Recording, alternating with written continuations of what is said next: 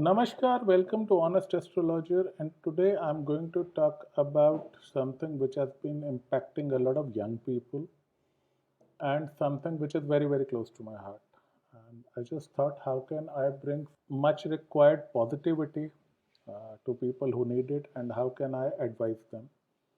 So I was talking to a friend of mine, and that is how she said, I was counseling her, and she said, look, you should put this, definitely you should put it out on the internet, let the people know this. Your thoughts make a lot of sense. So here I am.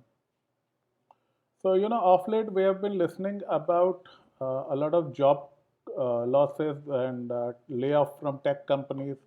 And I can absolutely understand that losing your job can be a very, very difficult phase of your life, and it's very shattering. I've been in your shoes like 7 years ago, and it is absolutely normal to feel overwhelmed and uncertain and scared.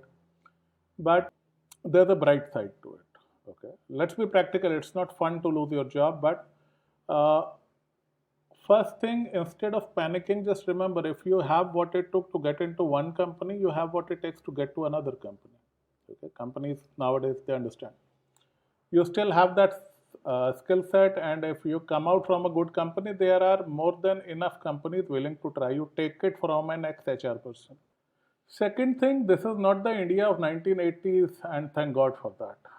You watch those movies and you have the hero taking his CV all around, not getting a job, and for one Lala ji ka accounting ka job, you have to ensure that you pull some strings and make some calls. Gone are those days, yaar. If you are good enough, you will get a job. वो no vacancy वाला या सिर्फ government job है और कोई job नहीं है, that India thankfully is in the past. If you are good enough, you will find a job. If not in that big a company, maybe in a medium sized company, maybe in a start, but there are enough and more jobs if you are good at what you do. However, I would want to encourage you to see this as an opportunity for a pause, reflection, and liberation. Okay. I always say we are not human doings or human achievings, we are human beings. We are much more than our job titles. At times, a job loss can be the best thing that can happen to you. Life has given you an opportunity, a break to decide how to take the rest of your life further. For at least some time, you are off the treadmill of college, job, marriage, promotion, and EM. You can actually ask yourself a few questions. Think, what would you be doing if you were not doing this job? What is the kind of work that will bring you happiness and revenues? Only happiness, sorry, writing or acting are not the careers which I'm going to encourage here. They are good, they are fun, but most of the people don't make money. What are the dreams and passions that call you from the depth of your soul? Okay. Can you turn them into successful monetized careers? Do you want to get away from the madness of metros and traffic jams and maybe go back to your sweet little hometown? Can you work as a digital nomad, as a freelancer, thanks to the internet, and work from home as you always wanted to do? This break can actually be a breakthrough. So, this friend I was talking about, she called me in the morning to ask me if she should take up job from a smaller company, which wouldn't give her that big a designation, but they would let her work from home. And I said, absolutely take it. And I said, look, life is not made of money, it is made of time. Give me a good time. I don't care if I don't make that obscene amount of money.